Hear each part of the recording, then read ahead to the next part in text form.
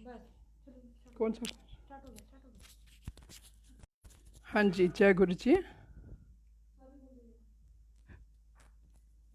जय गुरु जी संगत जी, आप लोग सुन पा रहे हैं? हेलो, जय गुरु जी। इसको बुलाओ ना, तो ये कहाँ चली जा रही है? तो 2 मिनट में। हेलो।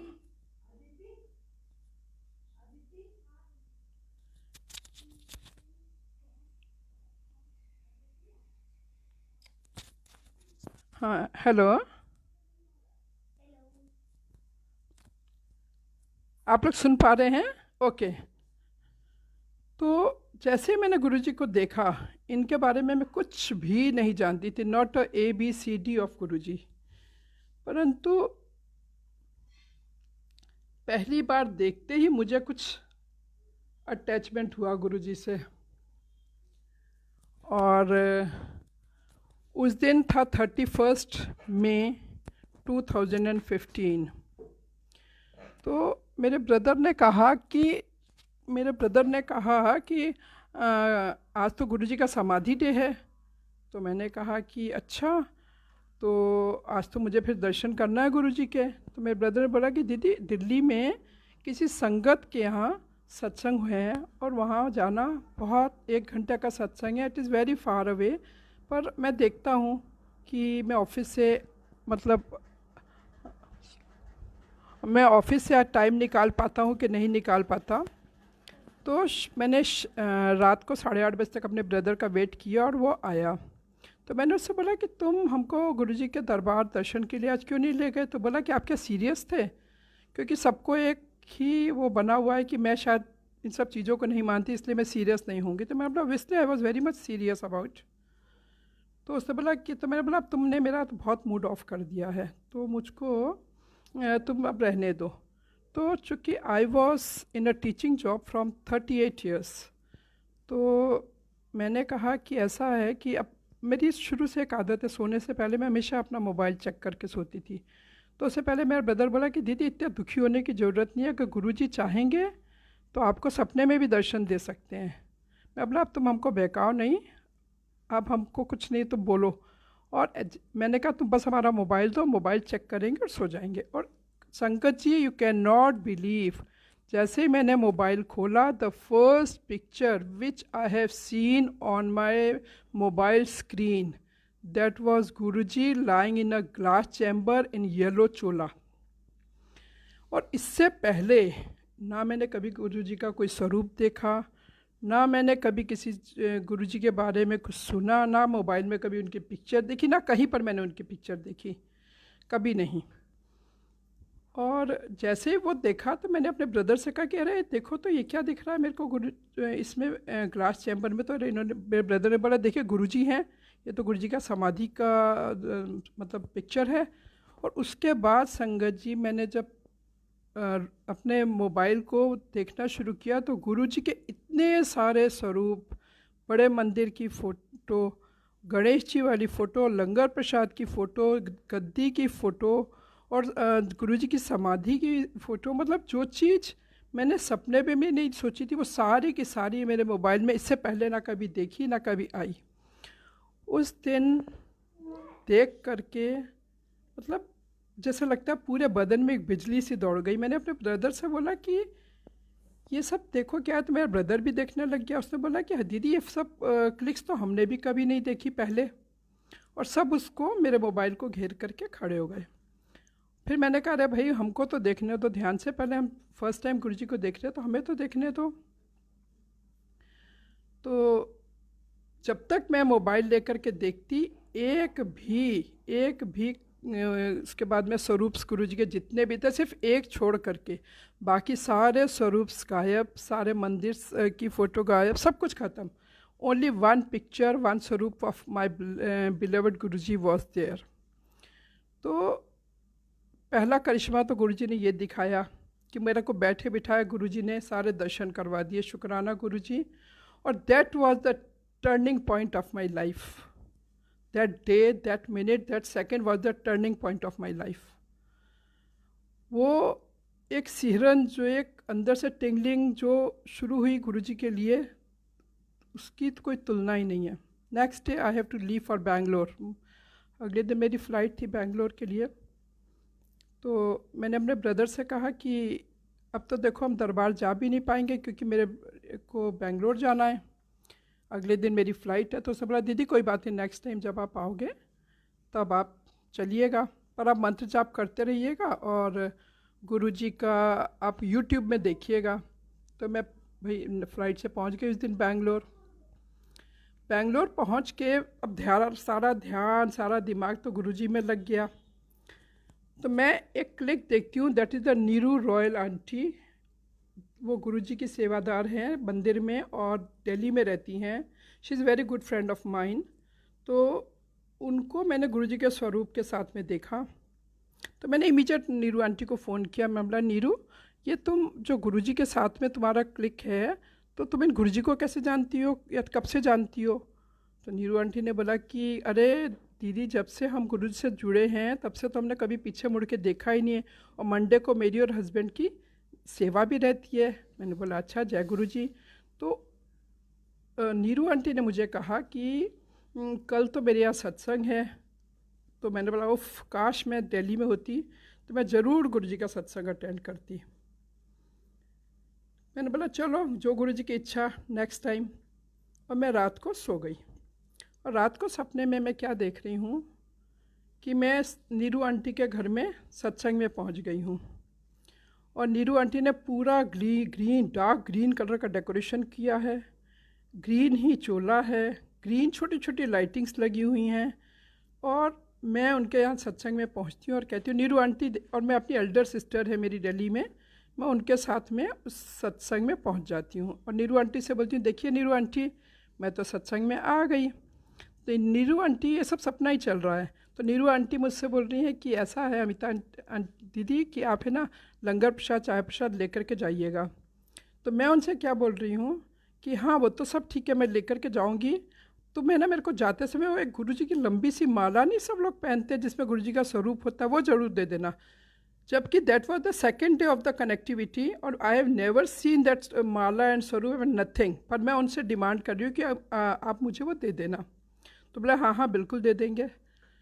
तो सत्संग अटेंड कर लिया, गुरुजी की मेहर हुई, चाय प्रसाद लंगर प्रसाद भी सपने में ही कर लिया। और जब हम वापस फरीदाबाद अपने ब्रदर के घर जा रही हूँ अपनी सिस्टर के साथ में, तो मैंने उससे कहा कि अरे सुनो, हमने से तो बहुत बड़ी गलती हो गई, हमने तो उनसे वो माला स्वरूप लिया ही नहीं। तो मेरी सिस्टर बोलती अब तो हम लोग आधे रास्ते आ गए, तो वापस भी नहीं जा सकते। मैंने बोला हाँ वो भी देना भूल गई। पर संगत जी मुझे नहीं पता मेरे हाथ में एक रेड कलर की पुड़िया स्क्वायर शेप में कहाँ से आई, कब दी नीरू आंटी ने मुझे, I can not remember that moment. और मैं फरीदाबाद पहुंच जाती हूँ अपने घर पे, अपने मम्मी के घर पे। एंड दैट वो उस समय मेरी मदर की डेथ हो चुकी है, 2 साल हो चुके थे मेरी मदर की डेथ को।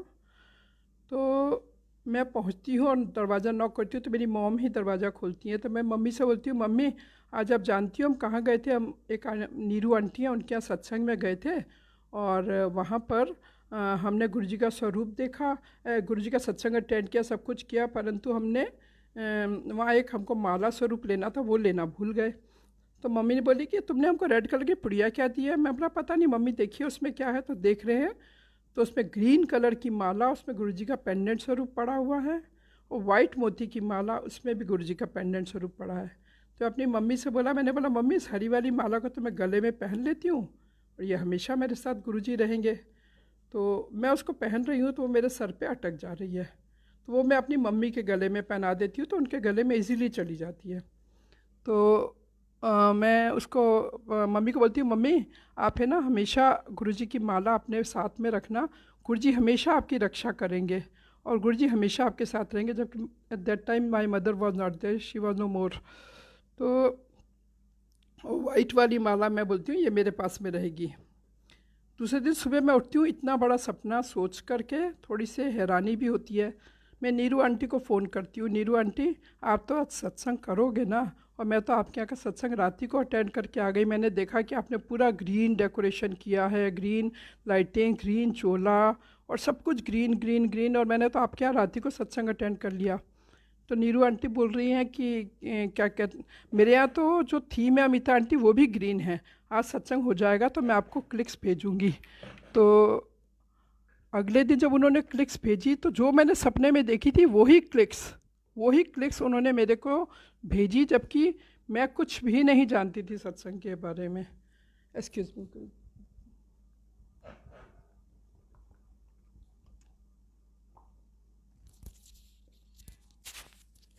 तो ये है हमारे गुरुजी, मतलब हर कुछ हमको सपने में ना चाहते हुए भी सब कुछ दिखा दिया मेरे गुरुजी ने।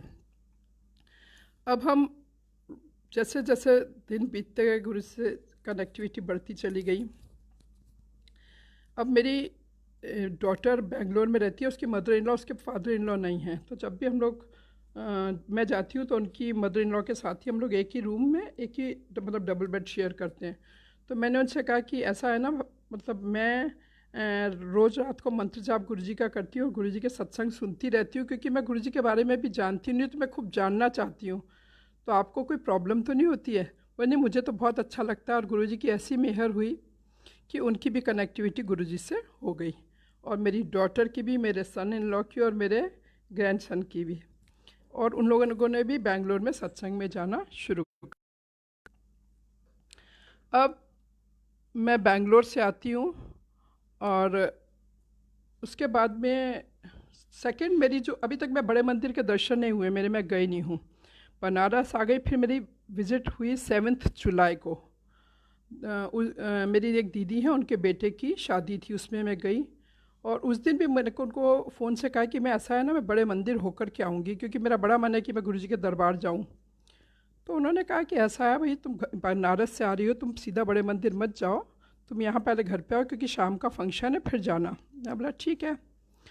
अगले दिन 8 जुलाई 7 जुलाई होता है, and at that time I was very fond of non veg. तो उन्होंने बोला कि नहीं, तुम्हारे लिए तो स्पेशल बना है। बोला आज तो मैं कुछ नहीं खा सकती, आज मेरे गुरुजी का बर्थडे है और मैं कुछ भी नहीं खाऊंगी, नो।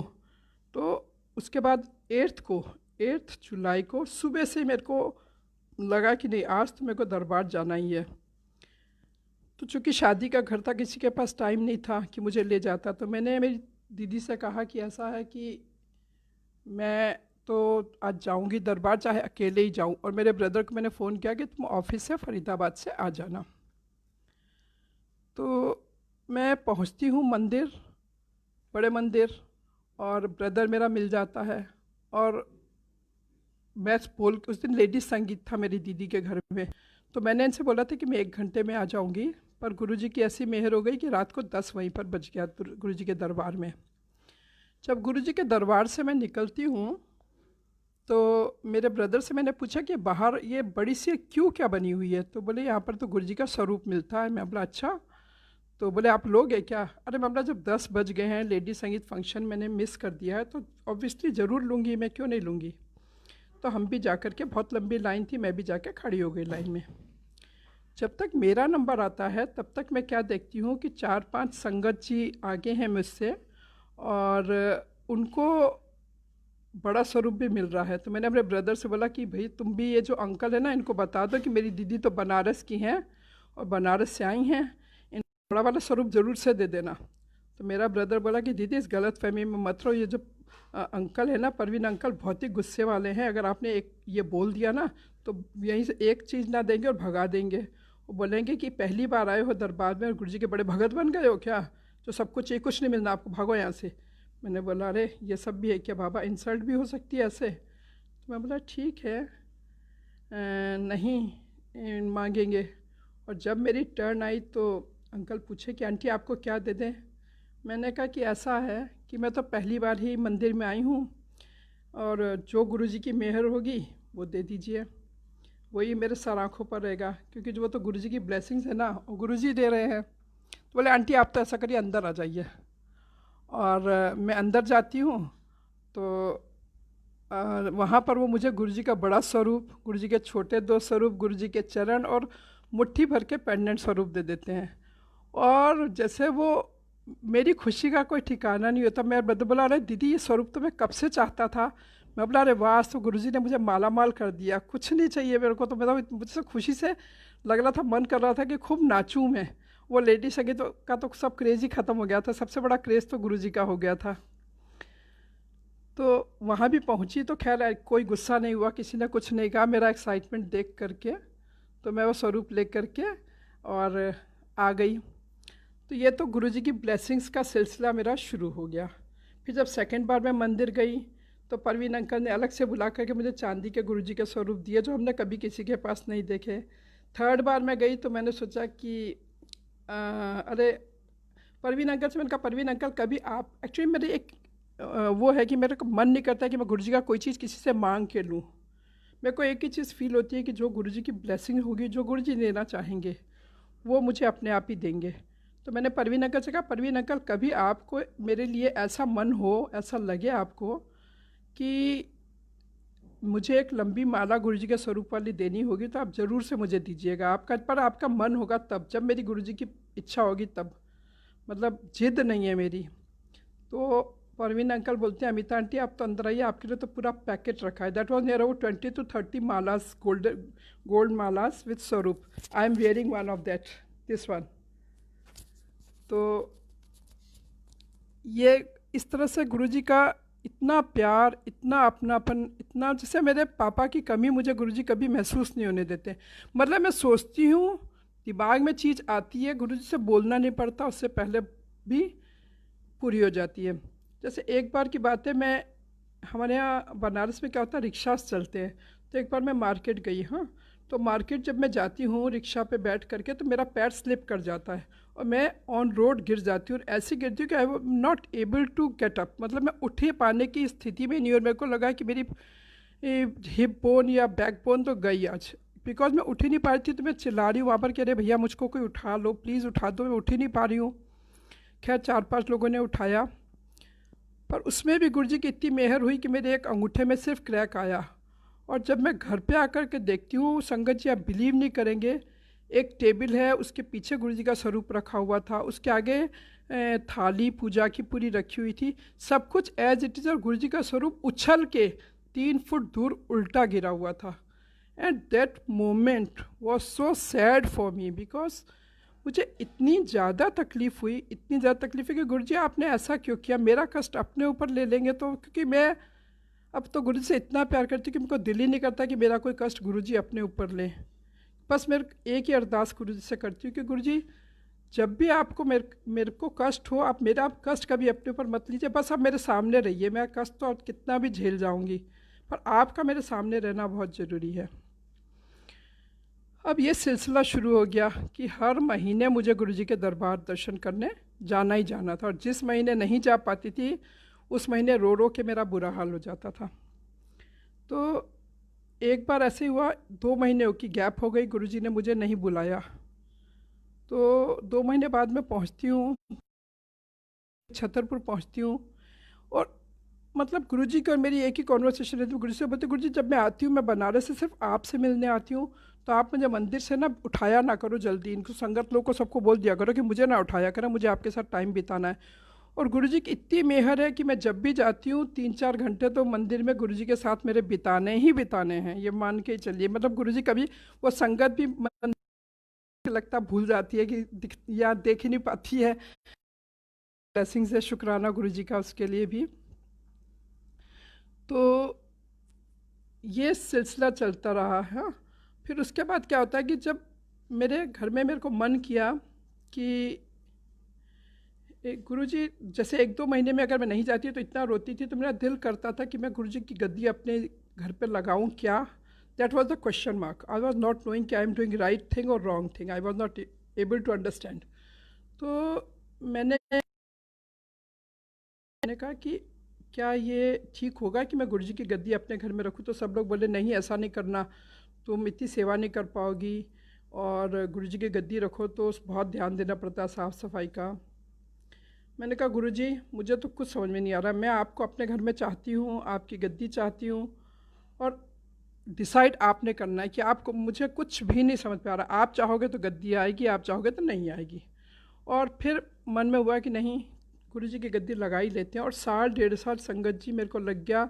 मेरे इमेजिनेशन में था कि चेयर ऐसी होनी चाहिए, जिसमें शेर मुँह बना हो, जो रेड कलर की हो, जिसमें मेरे गुरुजी राजा साहब बन कर के बैठ पाएँ और पूरा कंफर्ट मेरे गुरुजी को मिले।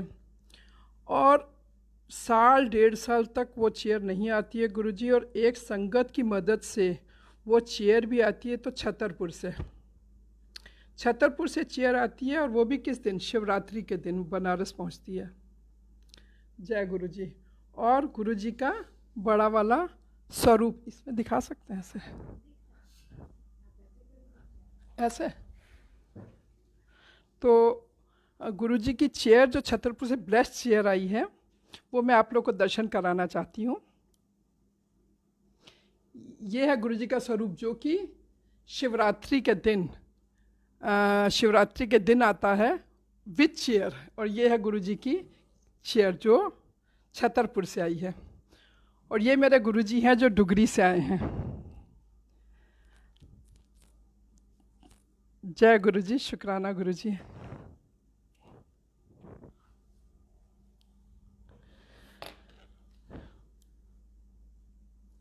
तो शिवरात्रि से गुरुजी की अखंड ज्योत यहाँ पर चल रही है। हर मंडे यहाँ पर संगत आती है, सत्संग होता है, और गुरुजी साक्षात दिखाई देते हैं यहाँ पर कई संगत को। गुरुजी बहुत मेहर करते हैं यहाँ पर, संगत जो भी आती है उनको ब्लेस करते हैं। एक दिन की बात है कि मेरा ग्रैंडसन, मतलब मेरे पोता जो है, वो, मैं अपने बेटे के रूम में बैठी हुई थी, घर पे कोई नहीं था। तो ये मेरा रूम जो है गुरुजी का मंदिर ही है। तो यहाँ पर अकेले साइकिल चला रहा था, तो दौड़ता हुआ आया, ठंड के दिन थे, दौड़ता हुआ, दादी दादी चलिए वहाँ पर। मैं बोला क्यों, क्या हुआ?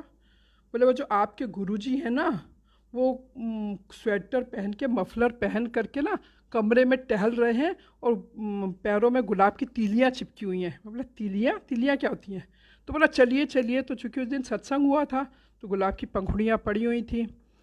तो उसने साक्षात गुरुजी को देखा, क्योंकि वो 8 ईयर्स ओल्ड है। और जबकि मेरी ग्रैंड डॉटर जो है वो बहुत ज़्यादा रिलीजियस है, वो गुरुजी को मत्था टेकेगी, जब संगत आएगी तो उनको जल प्रसाद देगी, टीका लगाएगी। पर जो पोता है वो इतना ज़्यादा वो नहीं है। पर पता नहीं उसने, गुरुजी ने उसको कैसे दर्शन दिए, शुक्राना गुरुजी उनका। तो मैं आकर के देख रही हूँ, खैर मुझे तो नहीं दिखाई दिए, उसने देखा। तो जय गुरुजी। अब एक और सत्संग आप लोगों के साथ शेयर करती हूँ।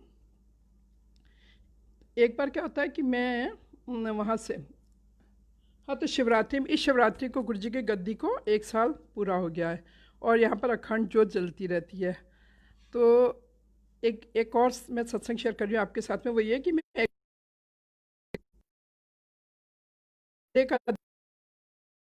दिन मैं बेंगलोर, तो रास्ते में मैं फ्लाइट, मंडे है कल और परसों, मैं गुरुजी के दरबार जा नहीं पाऊँगी। तो ज़्यादा अच्छा है कि मैं उतरूँ, के दरबार चली जाऊँ, तो ज़्यादा अच्छा होगा। क्योंकि कल और परसों फिर गुरुजी, मुझे मुलाकात नहीं होगी गुरुजी से। तो मेरी मुझे लेने आती हैं, तो मैंने उनसे बोला कि ऐसा करते ना कि सीधा हम लोग गुरुजी के दरबार चले।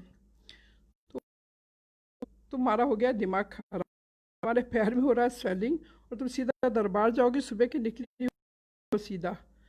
और संगत जी, मैं ट्यूसडे सुबह को घबराहट, बेचैनी, ऐसा लग रहा है कोई जान प्राण निकल जाएंगे अगर मैंने गुरुजी के दर्शन नहीं किए। तो आज तो मुझे जाना ही जाना है। गुरुजी मुझे, मैंने इन लोगों से बोला कि ऐसा है कि आज मेरे को तो गुरुजी बुला रहे हैं, मुझको आज जाना होगा कहीं ना कहीं, तो चलना ही, गुरुजी से मिलना है मुझको आज। मैं बनारस में संगत को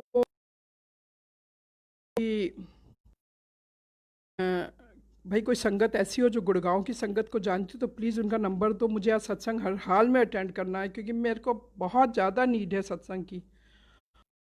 वहाँ पर भी मैं करती हूँ कि, तो मेरा ब्रदर चूँकि फरीदाबाद में रहता है, तो मैंने उससे बोला कि तुम किसी गुड़गांव की संगत को जानते हो। वॉइस इज़ क्लियर संगत जी ना? Please let me know. तो मेरा ब्रदर जो है वो कहता है कि दीदी आप मत चिंता करो, मैं पता करता हूँ, अगर कोई संगत गुड़गांव की होती है तो मैं आपको बताता हूँ। मैं बोला ठीक है बताओ। तो इतने में मुझे उसने, एक मारुति के प्रेसिडेंट और वाइस प्रेसिडेंट हम हैं, उन्होंने मेरे को बोला कि वो हैं, तो दीदी उनका नंबर मैं आपको देता हूँ, अगर आप जाओ तो मैं उनसे बात करूं, पर आप उनसे अगर बात करूंगा तो आपको जाना ही होगा। तो मैं बोला नहीं, तुमको ये सब बोलने की ज़रूरत नहीं है, बस तुम नंबर सेंड करो। तो बनारस से भी 2-3 संगत ने नंबर सेंड किया, और मेरे ब्रदर ने भी सेंड किया, और लकीली मैंने वो मीनाक्षी आंटी थी उनको मैंने फ़ोन किया। तो मैंने कहा कि आंटी मैं बनारस से हूँ, अमिता आंटी, और मेरा बड़ा मन है कि मैं आज सत्संग अटेंड करने का मेरा मन है, आप क्या मुझे कुछ हेल्प कर सकते हो? तो बोले कि आंटी हमारे यहाँ सत्संग है, आप मेरे यहाँ आइए शाम को। पर आपको पता कैसे चला मेरे यहाँ का? मैं बोला बस गुरु जी की इच्छा, पता चल गया। तो मैंने कहा अच्छा ठीक है, मैं उनके यहाँ सत्संग में पहुँचती हूँ शाम को। तब शाम को मेरी दीदी तब भी बोलती है कि अरे बहुत दूर है, मत जाओ, बहुत मुश्किल है जाना है। मैं बोला आप दो लोगों को नहीं जाना, मत जाइए, मैं तो जाऊँगी कैब करके, मेरे को तो जाना ही जाना है, कोई फन बट है ही नहीं। वो बोलते हैं ना, जो गुरु जी की पुकार होती है तो ऐसी होती है कि गुरु जी का पत्ता ही नहीं चलता। तो मैं सत्संग में पहुंचती हूँ, सत्संग शुरू हो चुका होता है। तब सत्संग खत्म होने के बाद में मीनाक्षी आंटी अपना सत्संग शेयर करती हैं। तो मीनाक्षी आंटी बताती हैं कि मैं टोटली बेड पर थी, सारे डॉक्टर्स ने मुझको जवाब दे दिया था, और उन्होंने बताया कि तुम बेड से कभी उठ ही नहीं पाओगी, और हमेशा तुमको मेडिसिन पर ही रहना पड़ेगा। और मेरी स्किन भी बिल्कुल काली हो गई थी। फिर एक दिन गुरुजी ने सपने में मुझे दर्शन दिए और कहा कि ऐसा है कि आज सारी दवाइयाँ चुक ते सुट दे डस्टबिन के डब्बे विच, हूँ आज तो तेरी दवाई है जल प्रसाद, लंगर प्रसाद ते चाय प्रसाद। तो बोले कि उस दिन से मैं चाय प्रसाद, लंगर प्रसाद और जल प्रसाद ले रही हूँ, और आज आप लोग के सामने खड़ी हूँ। And she was literally crying. तो उनके यहाँ हर दूसरे तीसरे दिन फ्लोरिस्ट आता है, पूरा घर फूलों से डेकोरेट होता है, और उन आंटी के यहाँ भी अखंड ज्योत जल रही है। फिर अगला सत्संग आंटी ने किया। आंटी ने बोला कि 2 दिन पहले गुरुजी ने मुझे सपना दिया और कहा कि मेरी कोई संगत बाहर से आने वाली है, वो आपके यहाँ सत्संग अटेंड करने आएगी। तो बोले कि मैं इतनी परेशान हैरान कि मेरे यहाँ कौन संगत आ सकती है, क्योंकि मैं तो किसी व्हाट्सएप ग्रुप में सत्संग का डालती नहीं, और मैं किसी को मैसेज करती नहीं, कोई मेरा रिलेटिव बाहर रहता नहीं, तो बाहर से कौन आ सकता है मेरे यहाँ सत्संग में। तो बोले कि आज सुबह सुबह कोई अमिता आंटी हैं बनारस से, उनका फ़ोन आता है और वो हमसे बोलती हैं कि मेरे को सत्संग अटेंड करना है। तो मैंने उनसे यही बात पूछी कि उनको मेरे घर का पता कैसे चला। तो उन्होंने बोला बस गुरुजी ने बता दिया। तो पता नहीं वो आंटी सत्संग में आई है कि नहीं। ये फिर मेरे रोंगटे खड़े होने वाली बात थी कि लिटरली मतलब आई हैव नेवर प्लान्ड, मतलब जब तक मैं बेंगलोर में थी और फ्लाइट में थी, मैंने ऐसे सपने में भी नहीं सोचा था कि मैं सत्संग अटेंड करने वाली हूँ। और ट्यूसडे का दिन, मतलब ऐसा दिन था, लग रहा था ऐसे प्राण निकल जाएंगे अगर मैं नहीं गई तो, जैसे अंदर से कोई चीज़ सब पुल हो रही है मेरी, ऐसा गुरुजी का बुलावा। तो गुरुजी की मेहरें इतनी ज़्यादा हैं कि मैं जितना भी बखान करूं उतना कम है। और सत्संग और लोगों से हाँ चलिए एक और सत्संग शेयर करती हूँ। एक बार एक आंटी थी, मैं ना पहले जब शुरू गुरुजी से जुड़ी तो मेरे को ना शब्द नहीं समझ में आते थे। Actually I am from Punjabi background, मेरी मम्मी पापा सब पंजाबी हैं, पर मेरी मैरिज ठाकुर में हुई है, I am in Varanasi. And now जो भी होता है उस पंजाबी लैंग्वेज से हटी गई हूँ, तो इतना समझ में नहीं आती वो गुड लैंग्वेज। तो मैंने अपने ब्रदर से फ़ोन करके कहा कि ऐसा करो ना, तुम हमको जब शब्द भेजते हो ना हमको समझ नहीं आते, तुम हमको भजन भेजा करो गुरुजी के, वो हमको जाते हैं, वही सुनते हैं। तो ब्रदर बोला ठीक है। और इतने में क्या होता है कि एक दिन एक आंटी थी दिल्ली में, और पूनम आंटी करके हैं कोई दिल्ली में, उन्होंने मुझे मैसेज किया, फ़ोन किया, बोले कि अमिता आंटी हम पूनम बोल रहे हैं। तो अब हम रिकलेक्ट नहीं कर पा रहे, तो मैं बोले पूनम कौन, पूनम कैसी हो, कैसे हैं, गर्मी कैसी है, ये है वो है करके। तो वो आंटी बोली कि आंटी लग रहा आप मुझे पहचान नहीं रहे हो। मैं बोला नहीं। तो बोले हम दिल्ली गुरुजी के ग्रुप से ही बोल रहे हैं और आपको एक सेवा करनी है।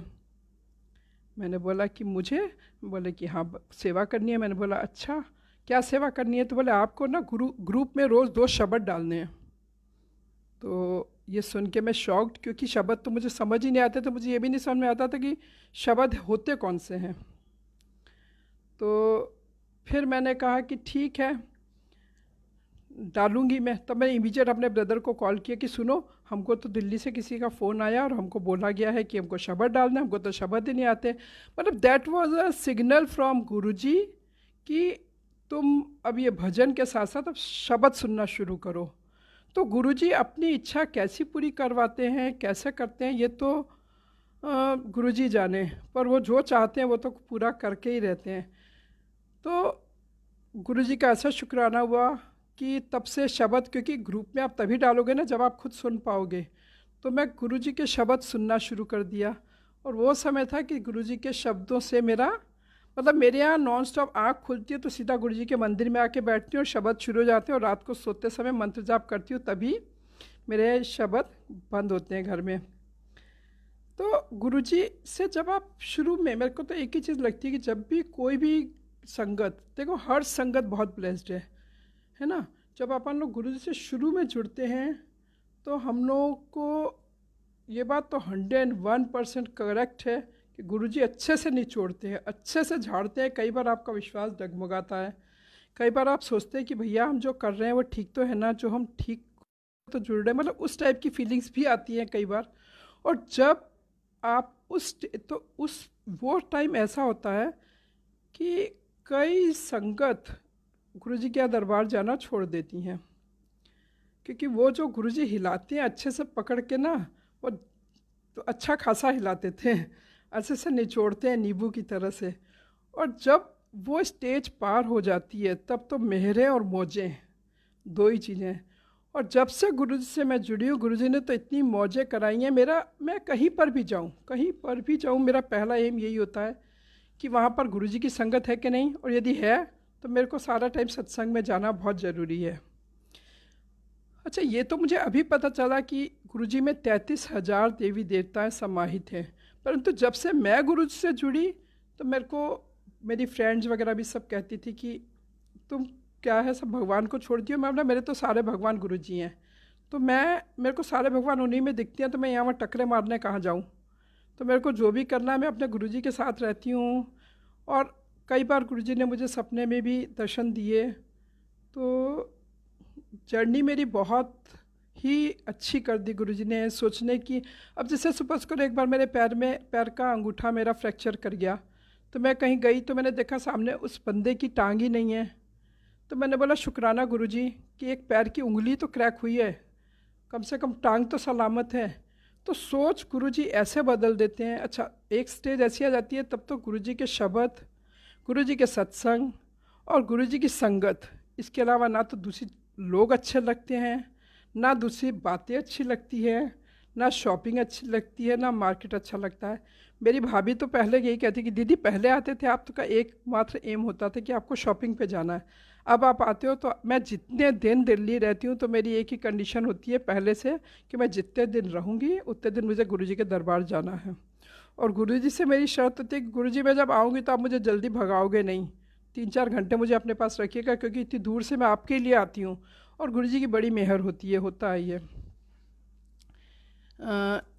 एक सत्संग और शेयर करूँ, लंबा हो जाएगा पर करती हूँ। एक बार क्या हुआ, मैं दिल्ली गई तो मैंने अपने ब्रदर से बोला कि ऐसा है कि गुरुजी के दरबार तो जाना ही है। मेरा ब्रदर थोड़ा सा बिज़ी ज़्यादा रहता है, उसका ऑफिस वर्क टाइमिंग्स ऐसे हैं कि वो बहुत जल्दी टाइम नहीं निकाल पाता है। तो मैंने उससे कहा कि ऐसा है कि गुरुजी के दरबार तो जाना ही पड़ेगा, जब मंडे है हमको तो जाना ही है, क्योंकि कल परसों फिर नहीं जा पाएंगे। उसने बोला ठीक है दीदी हम 6 बजे आ जाएंगे। मैं तो 4 बजे ही नहा धो करके रेडी हो जाती हूँ कि अब तो दरबार जाना है। तो लेट पहुँचा थोड़ा सा, तो मैंने बोला भाई तुमने तो 7-7:30 यहीं बजा दिया, अब हम क्या दर्शन करेंगे, बस तुम ऐसे वाला काम करते हो तो मैं इरिटेट हो जाती हूँ तुमसे। तो बोला दीदी चलो चलते हैं ना, देखते हैं। करते कराते 8 हम लोग को बाहर, और उस दिन गाड़ी भी हमारी इतनी दूर खड़ी हुई कि जल्दी पहुँच ही नहीं सकते थे। मेरे कहा हे भगवान गुरुजी या क्या होगा, आज हम आपके दर्शन नहीं करेंगे क्या। तो पसीना भी आ रहा है, घबराहट भी हो रही है कि लग रहा है कि इतनी दूर आना आज वो हो जाएगा, गुरुजी दर्शन नहीं देख कर पाएंगे आज हम। तो हम और मेरा ब्रदर गाड़ी खड़ी करते हैं और भागते हैं। तो देखते हैं कि एक ऑटो वाला हमारे पास में आकर के रुकता है कि आपको दरबार जाना है। मैं बोला हाँ हाँ भैया प्लीज़ जल्दी से पहुंचा दो, मंदिर बंद होने वाला, हम दर्शन नहीं कर पाएंगे।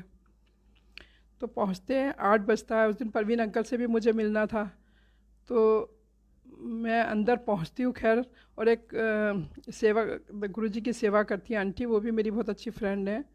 तो वो मेरे से, मैं उनसे जा कर के भी मिलती हूँ। मैं बोला नहीं, पहले जल्दी से गुरुजी के दरबार के दर्शन कर लूँ। तो दर्शन करते तो बोले कि आंटी आज तो आपको उस दिन गुरुजी का मंदिर अंदर से बंद होता है, स्वरूप बाहर लगा होता है, और बाहर से ही सबको दर्शन करने थे, कुछ फेस्टिवल था शायद उस दिन।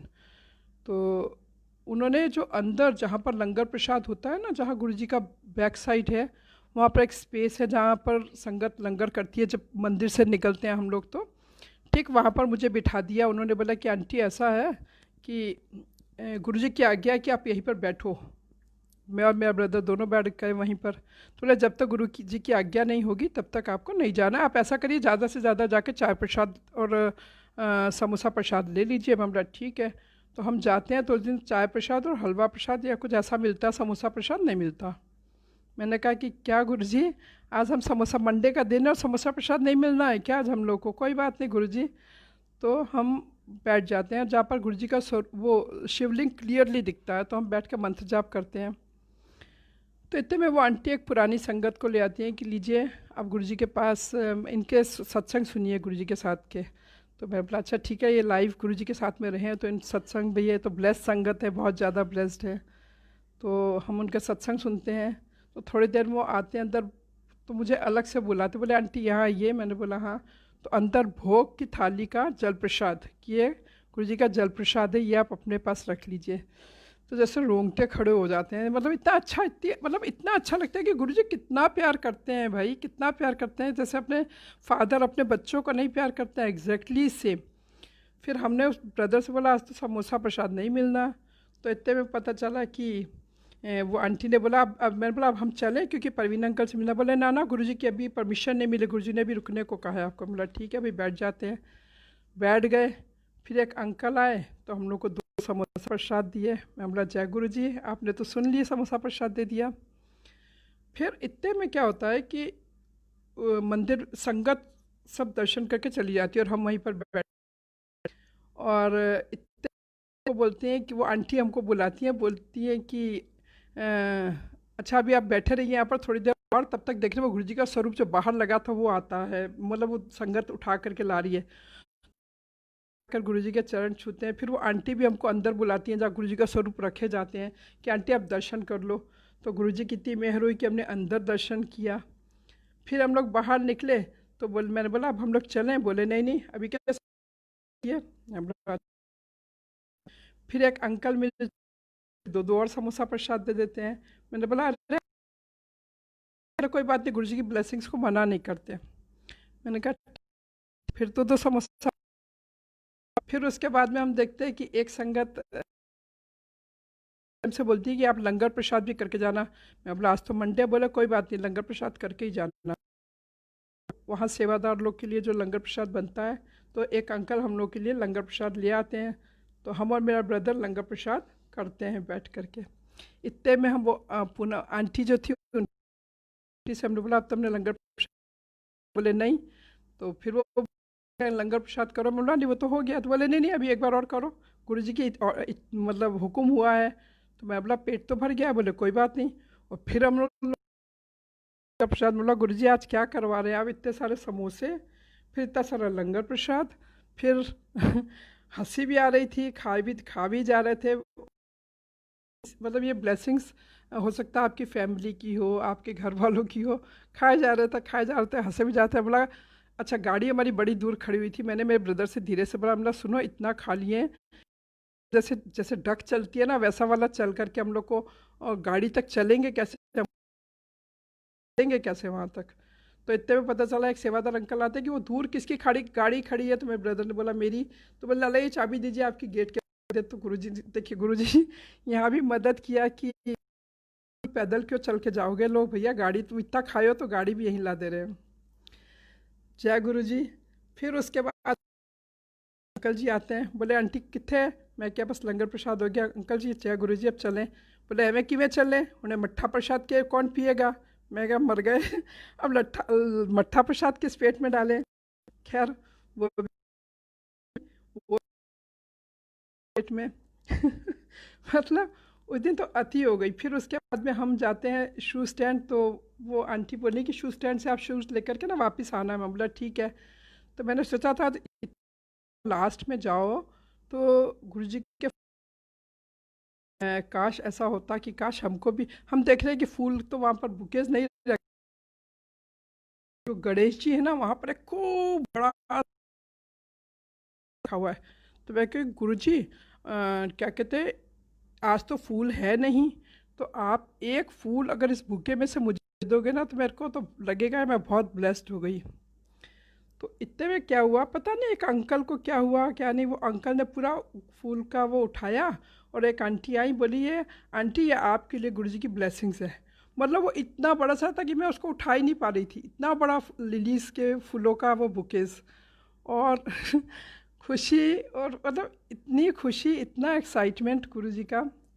खैर उसके बाद हमने बोला कि आज तो गुरुजी ने बड़ी मेहर की है हम लोगों के ऊपर। उसके बाद हम लोग चलने लग गए तो मेरी सिस्टर का फ़ोन आता है कि वो एक अंकल है ना, वो तुम्हारे लिए घड़ी गुरुजी के स्वरूप लगे हुए 500 रुपये उसमें वो दे करके गए। बोले वो बनारस वाली आंटी है ना, उनके लिए घड़ी है। वो कहाँ है?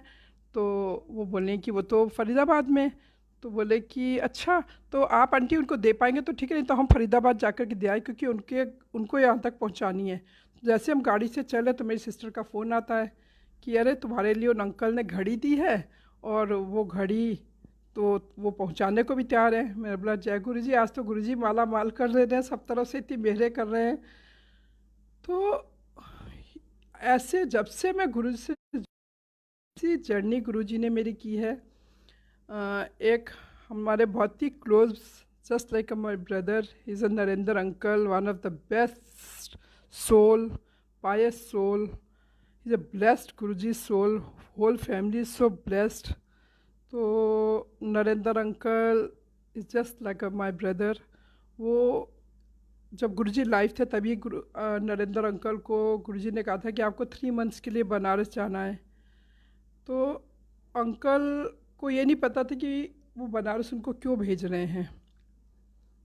तो अंकल 2-3 जगह से अंकल कांटेक्ट करने की कोशिश करते हैं तो उनको मेरा ही नंबर मिलता है। तो अंकल मुझे 2-3 बार फ़ोन करते हैं और कि अमिता आंटी आपसे मुलाकात करना है। तो मैंने बोला नरेंद्र अंकल मैं तो अभी मार्केट में हूँ, अभी मैं यहाँ हूँ। मैं मतलब सचमुच में वहीं कहीं पर थी। फिर अंकल का फ़ोन आता, अमिता आंटी आपसे मिलना, पर लग रहा है कि गुरुजी की अभी इच्छा नहीं है। मैं बोला नहीं नहीं अंकल, मैं कहीं नहीं जा रही, आप घर पे आइए। नरेंद्र अंकल आए। Narendra uncle is such a pious soul. उनके तो सत्संग सुन के ही लगता है कि मतलब अंदर दिल तक उतर जाते हैं। तो गुरुजी की इतनी ब्लेसिंग्स रहीं कि नरेंद्र अंकल ने मेरे घर पे आकर संगत को 3-4 बार खूब सत्संग सुनाए और संगत को ब्लेस किया। और इतनी ब्लेसिंग्स नरेंद्र अंकल के द्वारा भी मिली, और हम लोग को तो बेसब्री से इंतज़ार रहता है कि नरेंद्र अंकल कब आएंगे। और नरेंद्र अंकल आपका लाख लाख शुक्राना आज मेरे को इतना अच्छा प्लेटफॉर्म दिलवाने के लिए, कि पहला ही सत्संग मैंने ज़िंदगी का अपना शेयर किया है, तो वो भी इस जगह पर। अच्छा एक और छोटा सा सत्संग इमीडिएट मुझे याद आया, वो भी बस सुना दूँ है। Voice is not audible, okay. Hello, आवाज़ नहीं आ रही है। No voice, no voice. Hello, no voice. Hello, can't hear aunty, can't hear.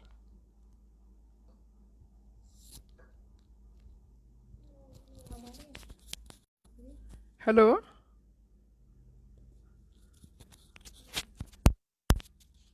Hello, can't hear. ऐसे बोलो, ऐसे बोलो। हेलो, अब आ रही है? हमको नहीं आई पर इसमें लिखा है। Are you able to listen me? Are you able to hear me? आवाज़ आ रही है? Hello, hello. अमिता जा रही है ना। बोलिए। ओके, तो नरेंद्र अंकल से जो सत्संग हमारे बनारस की संगत को सुनने को मिले, दैट वाज मार्वलस। तो एक और छोटा सा सत्संग मैं शेयर करना चाहूँगी कि जब पहली बार मैं मंदिर गई, है ना, तो जब मैं गुरुजी के बारे में ज़्यादा जानती नहीं थी, तो एक बार परवीन अंकल ने मुझे बोला कि अमिता आंटी, आप बनारस में सत्संग क्यों नहीं शुरू करते हो? Can't hear clearly. Hello, are you able to hear me? आ रही है, यस। तो एक बार क्या होता है कि परवीन अंकल से मेरी मुलाकात होती है, तो परवीन अंकल बोलते हैं कि अमिता आंटी, आप बनारस में क्यों नहीं सत्संग शुरू करते हो? मैं बोला, अंकल मैं शुरू कैसे कर सकती हूँ, मुझे तो सत्संग का एस पे नहीं पता, मैंने तो कोई सत्संग ही नहीं अटेंड किया, अब कैसे मैं कर सकती हूँ? तो अंकल ने बोला, करना क्या है, ये लो पेन ड्राइव, घर पे जाओ, गुरुजी का स्वरूप रखो और आप बैठो, पेन ड्राइव लगा दो, हो गया सत्संग। मैंने बोला, अच्छा बस इतना से ही करना है? बोले हाँ। तो मेरी एक फ्रेंड है मीनू आंटी, बगल में उनकी मदर, और उनको 3-4 लोगों ने हमने मिल करके और खूब ताली बजा के गुरुजी करके सत्संग किया। गुरुजी को खूब फूल की माला भी पहना दी, ओम नमः शिवाय पे चिल्ला के कि जितनी ज़ोर से चिल्लाएंगे उतनी शायद गुरुजी ज़्यादा सुनेंगे। ये वाली फीलिंग से मैंने सत्संग किया। फिर मैंने परवीन अंकल को जब फ़ोटो खींच करके भेजा, तो अंकल बोले, अरे गुरुजी पर माला नहीं चढ़ती है। और फिर तो जैसे मोंटेसरी से प्री मोंटेसरी, फिर अपर मोंटेसरी, फिर LKG, अभी तक शायद LKG भी है, अभी आगे कब बढ़ेंगे पता नहीं, अभी तक सीखने की स्टेज में ही हैं। तो उस 3 संगत से आज गुरुजी की मेहर से करीब 130 संगत बनारस की हो गई है। हम लोग सत्संग करते हैं, गुरुजी को याद करते हैं, गुरुजी बहुत ब्लेस करते हैं, छोटी छोटी बातें सुनते हैं। और परवीन अंकल ने मेहर की हुई है, सेवा दी हुई है कि बनारस की संगत को जब भी ज़रूरत होती है गुरुजी का स्वरूप, गुरुजी का पेंडेंट स्वरूप, और जो कुछ भी चाहिए होता है, मैं यहाँ से जाती हूँ तो परवीन अंकल को बता देती हूँ कि अंकल मैं आ रही हूँ। तो परवीन अंकल जो है वो मेरा पैकेट बना के रख देते हैं बनारस की संगत के लिए।